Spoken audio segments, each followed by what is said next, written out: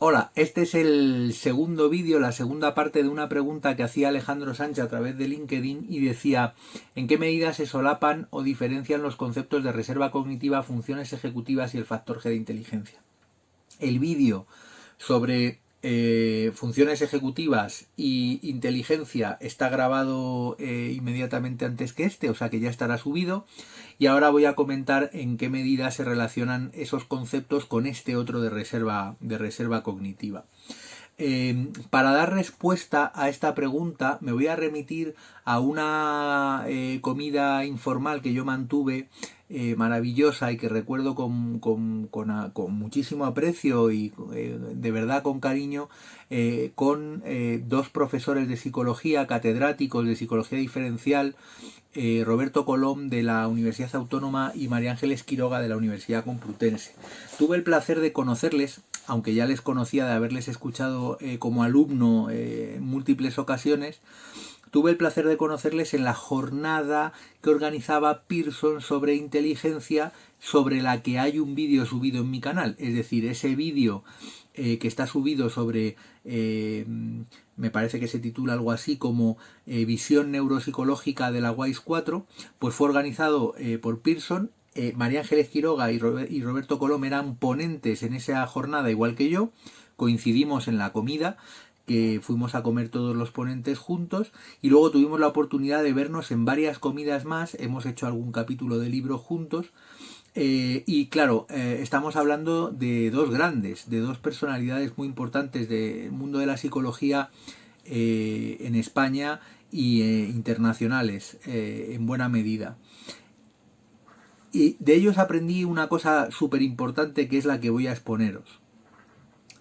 Eh, La reserva cognitiva, cuando fue concebida inicialmente por Kantian, él decía algo así en su artículo, y creo que cito casi literal, existe una proporción de individuos sanos, pero que tienen lesiones de tipo Alzheimer, que no lo han expresado clínicamente, y eso debe de ser por su mayor reserva. Esa es la primera vez que aparece el concepto en la literatura y pues en realidad la frase acaba con un punto y aparte porque cambia el párrafo y de repente uno se queda como diciendo, pero ¿cómo puede ser eso por su mayor reserva? ¿Qué significa eso de la reserva, no? Luego vino el estudio de las monjas, todo aquello de Snowden y de la relación que mantenía el entonces ya formado concepto de reserva cognitiva con la probabilidad de expresar o no expresar una demencia degenerativa, y ahora lo usamos también para prácticamente cualquier cosa, porque en realidad lo usamos también en ictus o en traumatismos craneoencefálicos, ¿no? La reserva cognitiva es ese factor protector, ¿no? Y de buen pronóstico para la rehabilitación incluso.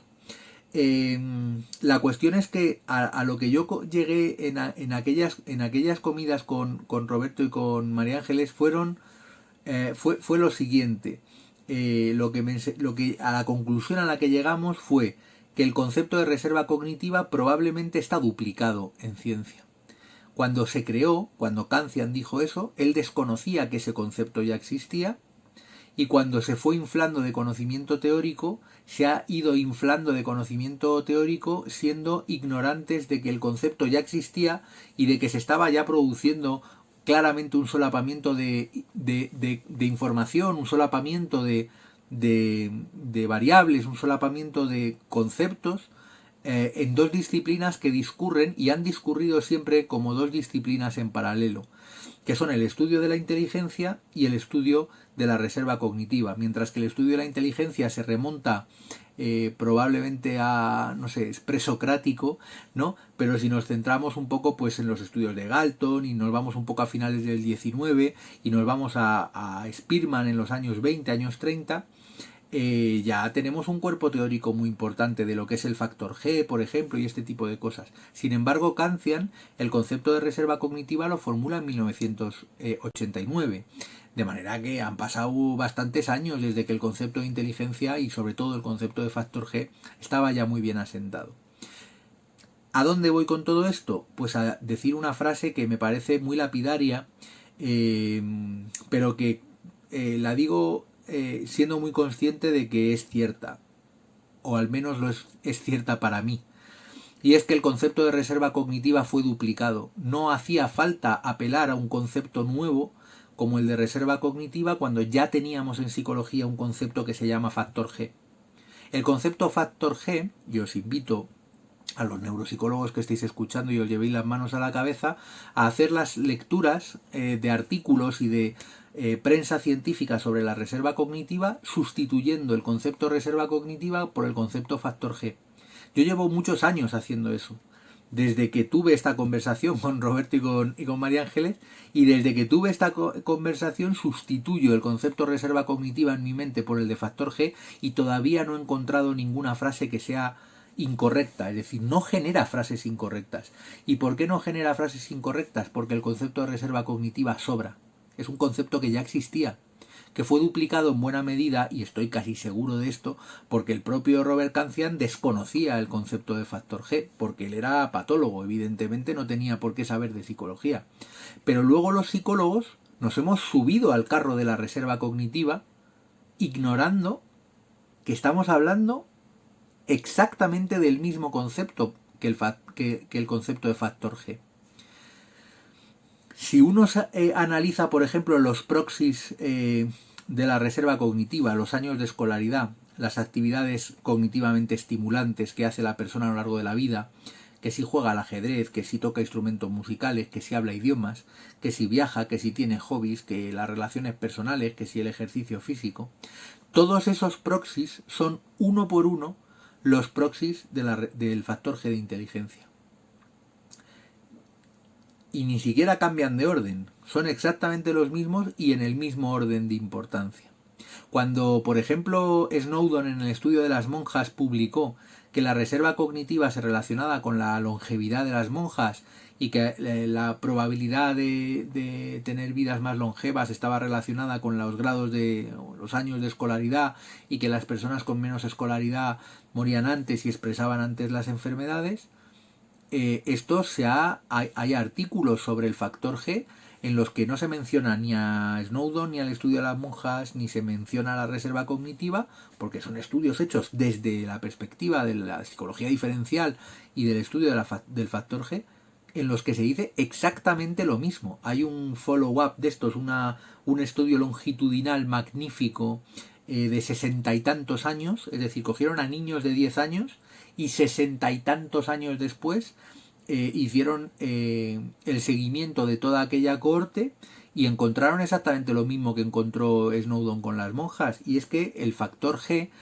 que se puede medir de manera objetiva con pruebas muy limpias, ¿no?, de factor G, se relaciona con la calidad de vida de las... Bueno, perdonad que ha habido ahí un corte, pero es que me he quedado sin batería. Es la primera vez que me pasa y me temo que no va a ser la última. Estaba diciendo cómo los estudios de factor G y los estudios de reserva cognitiva llegan a las mismas conclusiones continuamente a lo largo de los últimos años, y esto es sin duda porque en este caso sí se están refiriendo al mismo concepto. Es decir, cuando pensamos en inteligencia y funciones ejecutivas, en el vídeo anterior he dejado claro que no se refieren al mismo concepto, que tienen íntimas relaciones, pero no son el mismo concepto. Y sin embargo, en este vídeo sobre factor G y reserva cognitiva, digo, sí, se refieren al mismo concepto. El concepto de reserva cognitiva es un concepto duplicado, ahora mismo es imposible de enmendar, es decir, ahora mismo sería muy difícil publicar un libro o un artículo que fuera tan potente para que de repente todo el mundo dejara de llamarlo reserva cognitiva y todo el mundo empezara a llamarlo factor G, porque creo que ahora mismo ya es demasiado tarde.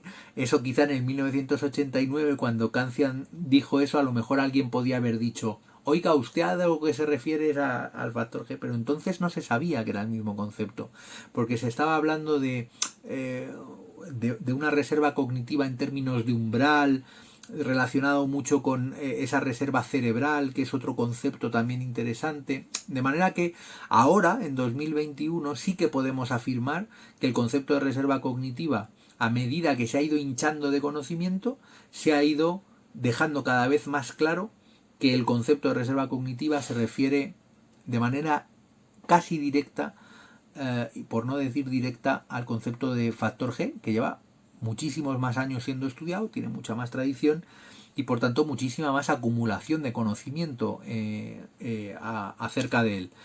Y la última cuestión importante que quería decir, precisamente porque tiene importancia en esta línea, es que la reserva cognitiva es sucia a la hora de medirla, porque siempre es una medida retrospectiva. Yo tengo que pedirle al sujeto que me diga cuántos libros ha leído, que me diga qué cosas hacía de joven, ¿no? Que me haga una retrospectiva. A veces incluso cuando preguntamos a un informador fiable, no deja de ser una medida sucia, porque cuando le preguntamos al paciente, cuántos libros ha leído al año, pues muchas veces dependerá del año, ¿no? Y dependerá del momento temporal. Y entonces el paciente siempre nos va a decir el dato más alto. Porque siempre vamos a intentar decir que hemos leído más libros de los que hemos leído. Entonces vamos a estimar siempre a la alza. Gente que tiene la primaria incompleta, te va a decir que tiene los estudios primarios y nosotros anotamos estudios primarios en la historia clínica, pero eso haría falta pedirle el certificado escolar, cosa que no hacemos evidentemente porque es innecesario, pero la medida es sucia. ¿Qué pasa con el factor G? Que la medida es muy limpia. La medida de factor G es una medida en la que yo puedo pasar pruebas para medirlo. Y pruebas que tienen baremos y suelen ser baremos muy bien construidos porque son psicométricamente pruebas muy estables. Sabemos que las pruebas llamadas de factor G, como por ejemplo las matrices tipo Tony 4 o las propias matrices progresivas de Raven, son medidas de una inteligencia que llamamos fluida gracias a Cattell, y que esa inteligencia sí que puede verse afectada por el daño cerebral.